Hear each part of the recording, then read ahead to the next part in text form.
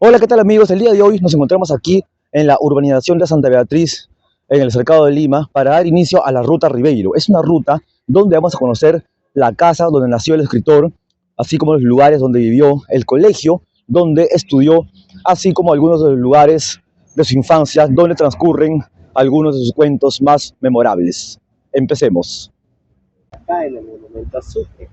El monumento al Mariscal Sucre es obra del escultor David Lozano Lobatón, escultor peruano. Hace 100 años, en 1924, se conmemoraban los 100 años de la batalla de Ayacucho. El gobierno del presidente Leguía, lo que hace es un concurso público para precisamente realizar un monumento a Sucre. Y el, de ese resultado gana Lozano Lobatón, le dan sus 5.000 soles de la época y se construye la escultura. Esta escultura es donación de la comunidad ecuatoriana en Lima, sí, y tiene una hermana en la plaza de Huamán. La plaza de Huamán, la plaza de Ayacucho, la plaza de armas de Ayacucho también tiene su escultura Sucre, que es idéntica a esta porque es la obra del mismo. Bueno, como pueden ver ahí, la representación del escudo nacional y este estilo trapezoidal que rememora a la cultura incaica, ¿no? Era una época del neoindigenismo, una época en la que la cultura miraba hacia atrás, recordaba la grandeza de los incas. Y esta es una foto de la época. Como vemos, no ha habido alteración alguna del monumento como tal. Entonces, cuando se hace la inauguración, cuando se hace la inauguración vienen, entre otros, el presidente, estaba el general Pershing, el que le da el nombre a la avenida, que ayuda a resolver el plebiscito de Tacna y Arica. Tacna para el Perú y Arica que se quede para Chile, era el presidente de los Estados Unidos. Y entre otros, estaba también el presidente de Bolivia de la época que vino a la inauguración. Entonces se realiza o es fastuoso, habla Leguía, hablan los presidentes, hace una marcha militar y todo, pero resulta que este monumento tenía una característica. Cuando se construye como tal, no había dónde colocarlo. No había dónde colocarlo. Es por eso que si nos damos cuenta, alrededor de la plaza no hay, o sea, no es cuadrada como se estilaba en la época y no hay casas que miren alrededor. Y es que en realidad la Plaza Sucre se había construido de esta manera. La avenida Leguía, que es lo que es la avenida Arequipa ahora, la avenida Soldado Desconocido, que ya esta se cerró, ahora todo esto es parte del circuito mágico del agua, y lo que era la Plaza Sucre. Nosotros venimos de este lado, ¿no? De la calle Fernández, Emilio Fernández. Entonces era de esta manera. Entonces, alrededor no habían construcciones, nada. ¿Por qué? Porque se tenía la escultura, luego se hizo el pedestal y luego recién se formula la plaza. Se había colocado en este lugar. Por eso es que se entiende. Acá hay una fotografía de la época también. Acá vemos la plaza Sucre como tal. Acá está el monumentito, si lo pueden ver. Y hacia el lado de acá, lo que es la parte central del Parque de la Reserva, ¿no? El Gran Foso. El gran foco. Sí, el Gran Foso, donde los niños, como decían en el cuento, ¿no? Los niños caminaban en ese piso jabonoso, ¿no? Me acuerdo esa parte. Sí, ahí que se trataban de estar en pie y luego terminaban cayendo. Claro, acá está. ¿Por qué su nombre, no? En honor a los reservistas de la batalla de Miraflores.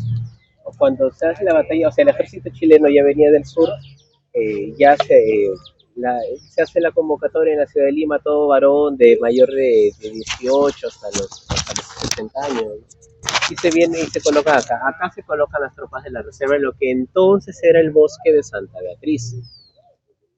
Ya luego, durante el gobierno de Leguía en el año 29, se inaugura el parque y él se da el lujo de inaugurarlo el día de su cumpleaños, en febrero, cuando él cumplía 66 años. Entonces, como vemos, ya el parque se había unido, ¿no? La Plaza Sucre, el Parque Sucre de donde venimos, y acá está la logia, que es este edificio que ven ahí, y lo que ahora es la pileta. Entonces, entre la plaza y la pileta se había colocado esta que es la Casa Sabogal. Y la Casa Sabogal, no, Ribeiro en su cuento, como ven, no lo conocía de esa manera. Él se preguntaba qué rayos es la casa. Y es que, ¿qué pasa? Que era muy grande, como él dice, no muy grande para hacer una oficina administrativa, pero muy pequeña para hacer la casa muy pequeña para hacer un museo o la casa del guardián. Y es que esta casa, la obra del pintor José Sabogal, por eso el nombre, se construye de manera ornamental. Era llamada la Casa del Inca o Huaca ornamental. Y como vemos, como pueden ver, tiene esos diseños trapezoidales, la ventana también tiene diseños así, esas escaleras que rememoran a la iconografía prehispánica. Si nos acercamos un poco más acá, a la altura del tejado, vemos esas olas que nos recuerda a la decoración de la cerámica, porque también era la manera en la que se construía y la forma en la que se decoraba por el motivo del neoindigenismo, del indigenismo. El indigenismo.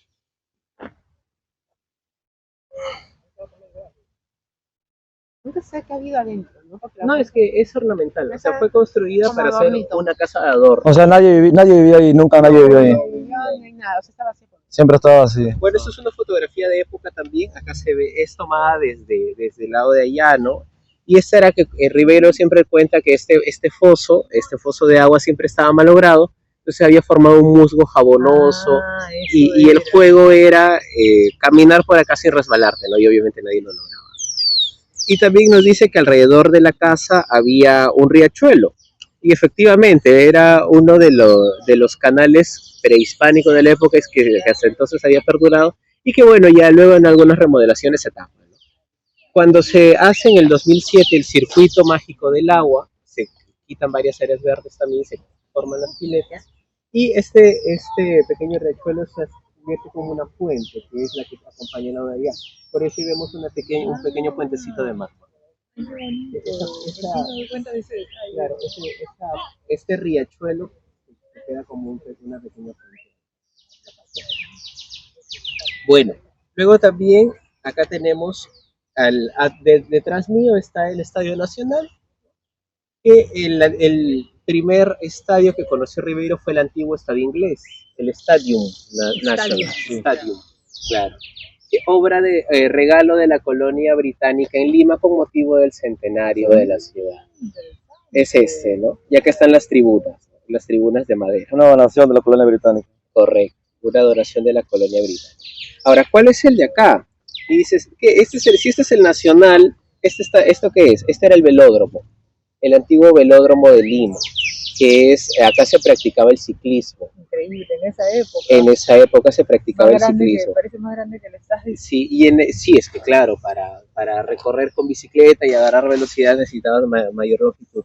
Y es lo que ahora es el Parque Velarde, el Parque Hernán Velarde, que está a una cuadra de la avenida 28 de Julio, que hasta el día de hoy, o sea, es equidistante a las avenidas que cortan esta parte de la ciudad. O sea, esto se convirtió luego en una zona monumental. ¿Por qué? Porque el ciclismo cae a consecuencia de la llegada del automóvil. La ciudad crece, el gusto por la bicicleta decae. Lima no es una ciudad de ciclistas y actualmente es una ciudad agresiva con el ciclista, pero entonces el velódromo deja de tener uso y ya se lotiza y se convierte en el Parque Velarde. Bien, han leído Tiguivas, saben del gusto de Ribeiro por el fútbol, y yo les voy a contar una historia ribeiriana también. En el año 52 se renueva el Estadio Nacional durante el gobierno militar de Odría. Bien, al momento de inaugurarlos, Lima se convierte en sede de un sudamericano, vienen los principales países, y con motivo de la inauguración y con motivo de del sudamericano y que el peruano anfitrión tenía la potestad de elegir a una selección rival. Entonces ellos eligen a la selección de Bolivia, se van a ganador, se eligen a los más, digamos, a los más débiles, ¿no? Entonces, en un partido nocturno, partido inaugural, el presidente, los ministros, todos habían venido a ver, ¿no? Y comienzan a jugar. Pasa el primer tiempo, pasa el segundo tiempo y en el minuto 41 del segundo tiempo, este señor de acá de apellido Ugarte, o el boliviano, mete el primer gol en el Estadio Nacional y, y con ello el Perú pierde este partido inaugural. Entonces comenzamos nuestra historia del Estadio Nacional con una derrota. ¿Y contra quién? Contra Bolivia, encima contra Bolivia. Entonces ahí, desde ahí estaba marcado el destino de nuestro estadio, de nuestra selección. Y ya el resto de cosas las vamos comentando fuera del parque. Fueron padres de Ribeiro, Julio Ramón Emilio Bonello, Julio Ramón padre, y doña Mercedes Zúñiga Rabines. Ellos se conocieron en la casa Ferreiros. Los Ribeiro tenían una familia, unos primos que tenían una casa comercial, la casa Ferreiros, y ahí ellos trabajaban. Él llegaba, él era comerciante y la señora trabajaba de secretaria. Ambos jóvenes, atractivos, una cosa, otra empatada. Y se fueron a vivir a lo que es Magdalena, ahora lo que es Magdalena. Y de esa época de Magdalena ya no queda nada, estaba en los alrededores de lo que es el mercado ahora, y ya todo es moderno. Pero ellos vivían ahí, ahí nace la primera hija, que es Mercedes, también le pusieron Mercedes, ella nace un 1 de enero. Ella es la mayor, la primogénita. Luego vinieron para acá, siempre alquilando casas. Vinieron para acá tienen a Juan Antonio, y en esta casa, alquilando este predio, un 31 de agosto de 1929, era sábado ese día, a las 12:30, nace Julio Ramón Emilio Ribeiro Zúñiga. Él, de esa primera etapa no recuerda nada. Él no recuerda nada, porque era un bebito, ¿no? Pero nace acá, nace en esta casa. Ahí puedes y aquí vamos a cruzar, no se preocupe. Y la ubicación es el Girón Montero Rosas, ¿verdad? No, este es calle Torres. Calle Torres Paz, ¿verdad? La cuadra 9. Lapsus. ¿Qué pasa? Que en la partida de nacimiento de Ribeiro, el investigador Jorge Coahuila encuentra que está registrado como la cuadra 254. ¿Qué había pasado? Que en los años 50 hacen el cambio de la numeración para que empalme con la avenida Arequipa. Entonces, cuando él investiga y dice, oye, pero él nació en la 254, pero no hay Torres Paz 254, ¿dónde está la 254? Se contacta con Gonzalo de la Puente Ribeiro, un sobrino del escritor, y él junto con su mamá, doña Mercedes, vienen a Torres Paz. Y que la señora, que les digo, la hermana mayor, viene a ver cuál era la casa. Y, como pueden ver en esta foto, la señora misma lo reconoce porque tenía una puerta marrón y una escalera de mármol. Ella es Mercedes, ¿no? Sí, ella es doña Mercedes. Entonces, ella es doña Mercedes. Entonces, de esta manera reconocen la casa natal de Julio Ramón Ribeiro. Ella es la hermana mayor. Y bueno, ha fallecido hace un par de años, ¿no? Ya falleció hace un par de años, sí. Pero vivía hasta muy, muy loca.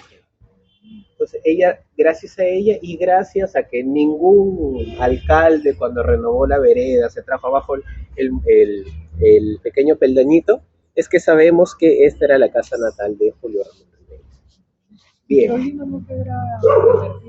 Ya, sobre eso vamos a hablar. Esta es la placa. Mire, sí. ¿Qué pasa? A ver, ubiquémonos, amigos. Esta puertita es donde está ahorita la bandera. ¿Ya? Como pueden ver acá, había una casona que completaba el edificio. Mire, completaba el edificio. Claro. Esa foto es de hace 2 años nomás, ¿ah? Entonces, como pueden ver ahí, ya se derribó. Sí, ya se derribó. Se ve clarísimo que esta casona, con la que puedes entender por completo, o sea, acá se ve el marco de madera, el alféizar de las ventanas. Es donde está el verde, ¿no? Etcétera. Ahí es, ¿no? Sí, es donde está ahora pues pasaron, ¿no? Claro, ya se la trajeron abajo.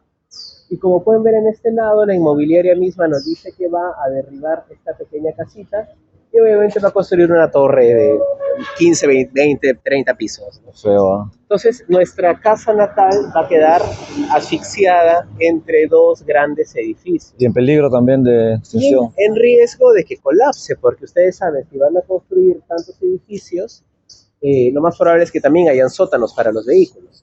Entonces, estas casonas no tienen las bases tan sólidas como para resistir los taladros, el aplanar los suelos, la remoción de suelos, y lo más probable es que sí sufra ciertas Sería una afectaciones. pena, pero río. Sería, claro, sería una pena. Ahora, ¿qué se puede hacer? Ya no depende de nosotros, sino iniciativa del gobierno, declarar la casona como monumento de patrimonio cultural de la nación. Es la única manera en la que se podría de alguna forma salvarla. En ese caso nadie la puede tocar ya. En ese Entonces, caso, no es que no la puedan tocar, sino que sería más difícil intervenir en ella. ¿Y ya había alguna función para poder declararlo? Bueno, lo que se hizo, nosotros como Club Ribeiro participamos de un programa que se llamaba Defensores del Patrimonio, ¿ya? Entonces, ¿qué pasa? Esta casa ni es nuestra, tiene sus dueños, tiene sus propietarios, no, nosotros no podemos venir a Es decir... demasiado privada. Exactamente, claro, es como que yo voy a tu casa a decir, oye, esta es mi casa, ¿qué te pasa? ¿No? Ya. Y además no tenemos el dinero que puede tener una inmobiliaria para venir. Ya aquí ustedes los cuatro son hijos del Señor, ¿ya cuánto quieren por venderme la casa? Eso no tenemos ese poder. Entonces la única idea que tuvimos fue colocar esa plaquita que ahorita vamos a ir a verla, junto con la iniciativa de uno de los regidores. Es el regidor, ¿no? Estuvimos ahí nosotros ese día. Claro, Estaba el regidor ahí. Le pedimos permiso al propietario. De acuerdo. Sí, Es estuvieron un de solo acuerdo. propietario. La municipalidad lo De hizo. momento sí es un señor mayor ya, no recuerdo ahorita el nombre del señor, que también estuvo en el develamiento de la placa. Así que crucemos para verlo más de cerca. Ahí sale la fecha, el año, todo. Fue 2022, si no me equivoco. Vamos a ver la placa conmemorativa a Julio Ramón Ribeiro. Aquí está. Claro. En esta casa nació el escritor Julio Ramón Ribeiro Zúñiga. Johnny Velarde era el regidor, me acuerdo de su nombre. Centenario de Santa Beatriz. Esto fue el 4 de septiembre de 2022. La placa conmemorativa a Julio Ramón. Ya vamos a contar un poquito de la historia de la placa. Como les venía diciendo, nosotros como Club Ribeiro, en primer lugar tuvimos conversaciones con el alcalde Jorge Muñoz, el alcalde de Lima. Bueno, con con una de sus gerentes. ¿Qué pasa? Que el alcalde Muñoz lo vacan porque no cumplió con ciertas dietas. Bueno, él sale del cargo y volvimos a foja cero. Hablamos con el alcalde interino, el arquitecto Romero Sotelo, y a través del regidor Johnny Velarde y la casa vecinal número 2, que es la casa que compete a Santa Beatriz, se tuvo la iniciativa de colocar la placa. Se conversaba con el propietario, y es por eso que en la placa no van a encontrar un escudo de la municipalidad o un escudo de ProLima, porque en realidad fue regalo, fue que la placa fue realizada por el regidor Johnny Velarde. Es por eso que sale su nombre y la placa tampoco tiene algún sello institucional. Entonces se coloca en una breve ceremonia, todos dan sus palabras y participa también la familia Ribeiro, vinieron los miembros de la familia, sí, a hacer esta ceremonia. Y de esta manera es una forma en la que se puede proteger. De alguna forma la plaquita está haciendo su trabajo, porque como vemos, cada vez más los edificios de esta calle están siendo tomados. El de la esquina también, el que ven allá verde con blanco, también va a ser una torre más. Entonces se va perdiendo por completo este sentido histórico que en algún momento tuvo la Ancón. La familia se mudó a Ancón, el centro, la zona monumental de Ancón, y ahí es donde Ribeiro tiene su primer recuerdo. Ya les hagan un ejercicio. ¿Cuál es el primer recuerdo de infancia que pueden llegar a tener? El de Ribeiro fue que una de las personas que lo cuidaba, lo alza y él ve cómo derriban una palmera. Unos trabajadores municipales derriban una palmera y él se acuerda de eso. ¿Qué pasa? Que Ribeiro, a diferencia de Vargas Llosa, etcétera, no tiene una infancia dura, entonces la recuerda con nostalgia, con añoranza, siempre regresa a su pasado. Además, su papá fallece cuando él tenía 17 años. En esa edad donde comienzas a pelearte con tus padres, ya en esa juventud, la primera juventud, ya, su papá fallece ahí. Entonces hay un sentimiento de orfandad que siempre queda y que él lo representa en el cuento Página de un diario. Página de un diario. Página Sí. de un diario y habla del velatorio de su papá. Se los recomiendo que lo lean. Bien, entonces, como él siempre recordaba su niñez, cuando él vivía en Berlín, una temporada estaba en la capital de Alemania, en el año 58 crea el cuento Por las azoteas. ¿Han leído Por las azoteas? Sí. ¿Ya lo recuerdan Por las azoteas? Más o menos es de un niño que comienza a hablar con un señor mayor y comienzan a tejer historias y demás.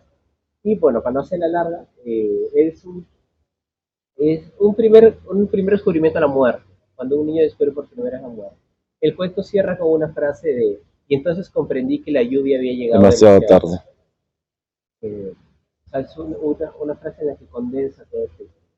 Ese cuento Por las azoteas se inspira de esta casa. Todo pasó aquí. Todo pasó. Después de estar en Ancón, ellos van una temporada a Tarma, y de Tarma, cuando regresan de nuevo a Lima, viven acá, en esta calle Montero Rosas 1117. Como podemos ver, la calle es la casa, perdón, es un conjunto en ese tiempo eran 4 casas. Es la calle era 1113, 1115, 1117, y donde dice 1121 antes era la 1119. Y ahí vivían 4 familias. La familia de Incot, la familia Fluker, Incot, Ribeiro y del Campo. ¿De dónde tenemos ese dato? Gracias a la hermana mayor, a doña Mercedes Ribeiro, que bueno, la familia Ribeiro siempre ha sido bastante amable con investigadores, con jóvenes que han hecho sus tesis, con personas que han leído a Ribeiro. Entonces siempre han estado prestos a recibirles, a contarles anécdotas, a decirles, sí, esta persona de acá es este personaje. La de acá era mi tía, era mi tío, era un amigo del barrio. Entonces siempre han estado prestos a conocer un poco más de la obra de Ribeiro. No, está la plaquita ahí en esa casa donde... Los Ribeiro y los del Campo. Entonces, en esta casa era la casa de infancia de Ribeiro.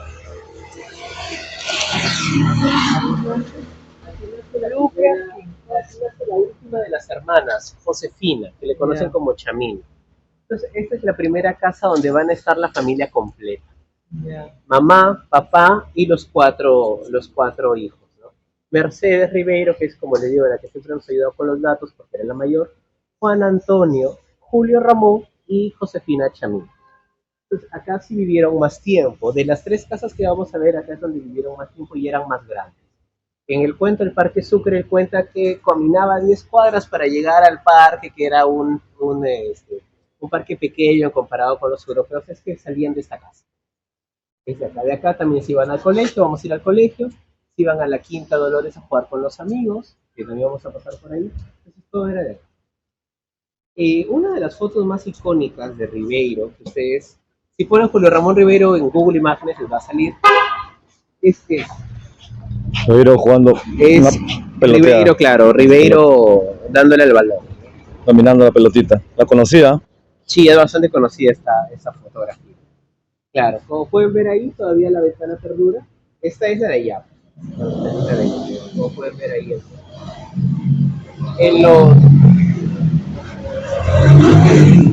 ¿Esta foto de qué año será más o menos? Esa foto es del 73, sí. ¿Qué pasa? Bueno, Ribeiro vivía en París. La mayor parte de su vida en realidad vivió en París. Cuando venía a Lima, él siempre ha sido profeta en su tierra. El libro La Palabra del Mudo siempre tuvo éxito, lo leían las personas y demás. Era un escritor conocido y reconocido, al menos acá en Lima. Entonces, siempre que venía, entre periodistas se pasaban oye, va a venir Ribeiro, Entonces buscaban hacerle entrevistas. Muchas veces él decía que no. Esta entrevista que le da el periodista a Carlos Alegre, perdón, el fotógrafo era Carlos Alegre, fue con la condición de que la publicase cuando él ya se haya ido de nuevo a París. Entonces, esa fue la forma. Vinieron, le hicieron el reportaje, Reinaldo Trinidad fue el periodista y Carlos Alegre el fotógrafo.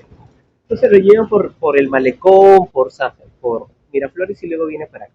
Entonces él baja y mientras tocan la puerta para que abran y pueda subir, habían unos niños jugando a la pelota. Y ahí le prestan el balón y bueno, Ribeiro la conoce, bueno, Ribeiro sabía jugar al fútbol y como lo demuestra en esta fotografía. Hincha de la U, centro delantero, también jugaba de arquero, su ídolo era Lolo Fernández, Teodoro Lolo Fernández. Hincha furioso de la U. Hincha furioso de la U, lo relata en el cuento de Atiguiba. ¿Por qué de la U? Bueno, por dos cosas, por tradición familiar. La U es la U, pero es la universitario por la Universidad de San Marcos. Claro. O sea, claro, los primeros jugadores salieron de la Universidad de San Marcos, por eso es que es universitario, porque era de la Universidad de San Marcos. Claro. Bien. El abuelo y el bisabuelo de Ribeiro habían sido rectores de la Universidad de San Marcos también. Entonces, por tradición familiar, eso es uno. Y dos, porque la U en sus orígenes no era un equipo del pueblo, por el contrario, era un equipo de gente de clase media, ¿no? Y en contraposición a la Alianza siempre ha sido el equipo del pueblo. El AU de los blancos, Los blanquiñosos, la U y Alianza, claro, la Alianza de los negros. Se formó el clásico. Luego sucede el episodio de los bastonazos, ¿no? Que se agarran, los de la U agarran a bastonazos a hinchas de la Alianza, y de ahí se genera el clásico que tenemos hasta ahora. Él, Vargas Llosa, distintas personas Vargas eran, también es de la claro, distintas personalidades han sido siempre hinchas de la U. Ya bueno, entonces él termina de jugar a la pelota y esa casa no la abren. La 11-19 que ahora tiene es ahí donde él puede subir. Le permiten subir y que se tomen esta icónica fotografía. Acérquense.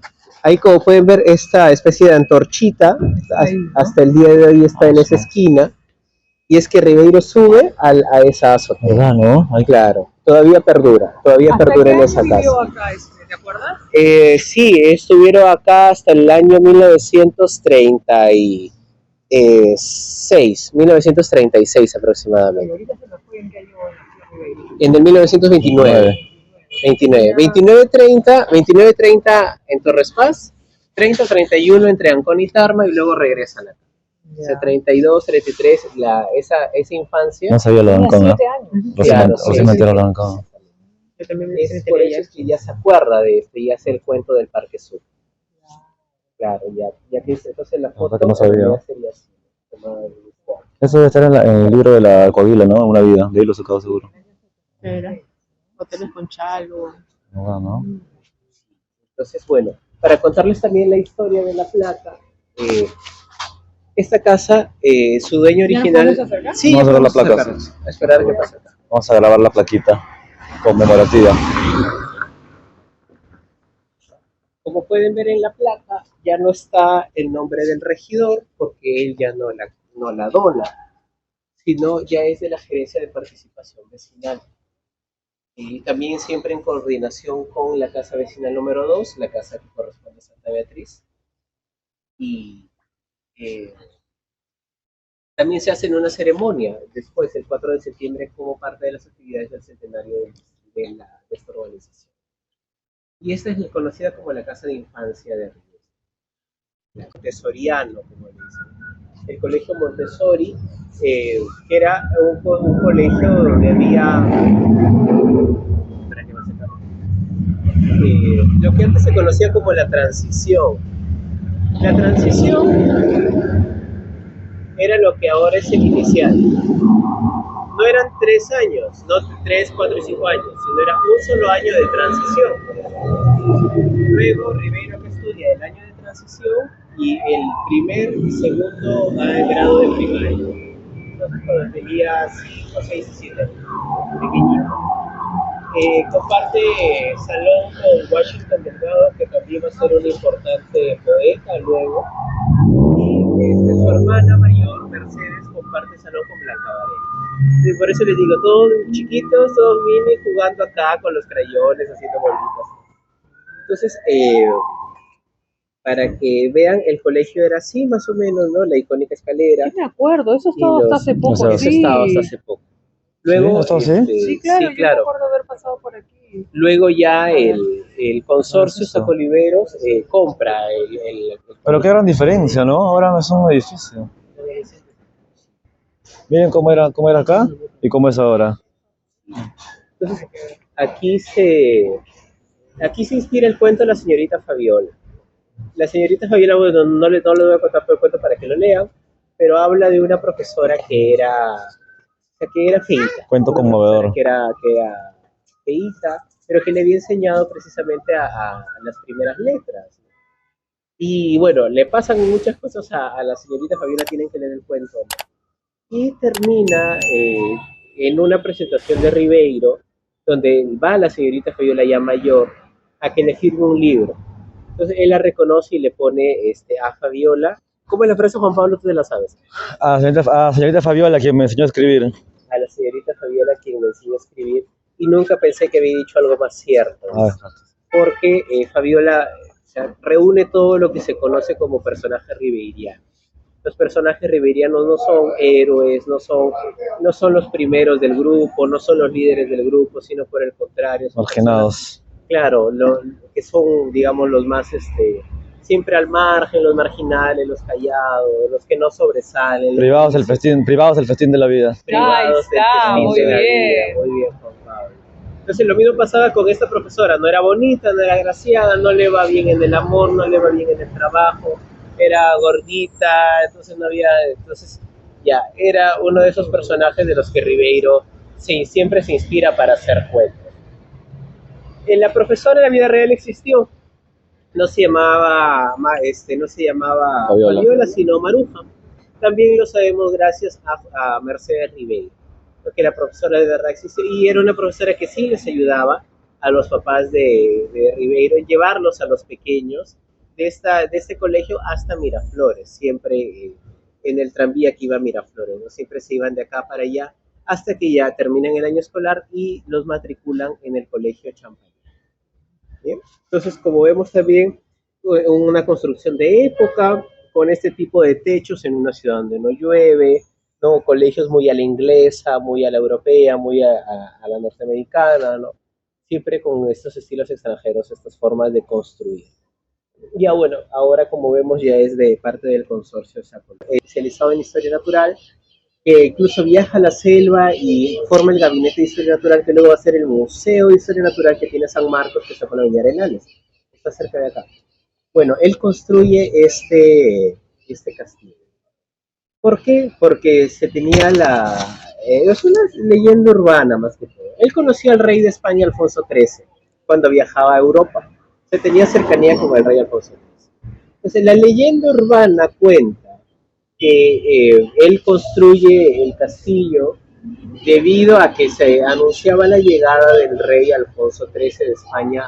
Iba a hacer una gira por América, por las antiguas colonias españolas. ¿Qué pasa? Que en 1929 más o menos cae el rey, se instaura la Segunda República en España, el rey abdica y huye a Francia. Entonces nunca hizo esta famosa gira que la leyenda urbana cuenta que iba a hacer. Entonces el castillo Rospigliosi nunca recibió un rey. Lo tiene la familia Rospigliosi, Carlos Rospigliosi quien lo construye, vive acá, compra los muebles, los trae de Europa, todo. A lo gótico, ¿no? Claro, es de estilo neogótico y fallece él en 1938 más o menos. Luego, años después, ya la Fuerza Aérea, el Estado expropia los terrenos y pasan a poder de la Fuerza Aérea, ¿no? Luego también contarles que mucho tiempo después, hacia el año 2014 más o menos, todo el mobiliario histórico de la Fuerza Aérea entra acá, y porque lo tenían en la base aérea de Las Palmas. Había un museo, pero nadie iba ahí porque ¿cómo vas a entrar a la base aérea? ¿No? Era muy difícil, muy inaccesible, entonces lo toman acá. Actualmente es el Museo Aeronáutico del Perú. ¿Se puede ingresar? Sí, se puede ingresar, es el Museo Aeronáutico del Perú, como te comento. Ahora de entrada, me parece. Obviamente cobran su entrada, ¿no? Y pueden Y ahorita hay una feria ahí. Pueden instrumentos de época y demás, ¿no? Ribeiro lo menciona porque como venimos de su casa, está bastante cerca. Y obviamente venían a jugar, pero no entraba.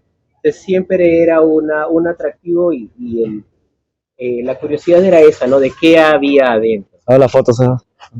Aquí está la foto. Se mantiene casi lo mismo, ¿no? Se mantiene igual. Por supuesto. No ha cambiado nada. No ha cambiado. Miren, antes, después. Sí. Y estas eran una serie de vivencias que tenían, que Ribeiro tenía alrededor de su barrio de Santa Ana.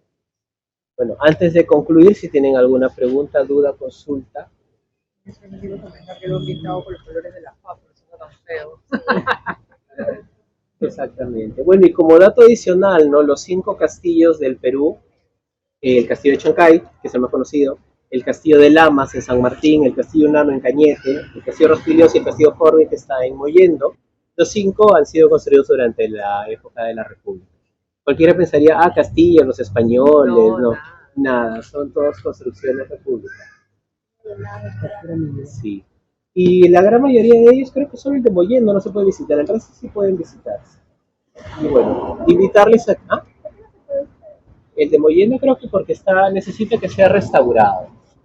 Necesita que la estructura está abandonada y sí, necesita restauración para que se convierta en un punto turístico.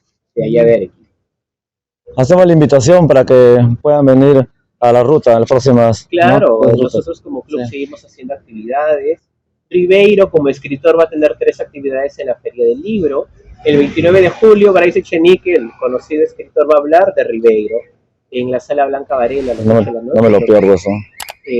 También van a haber...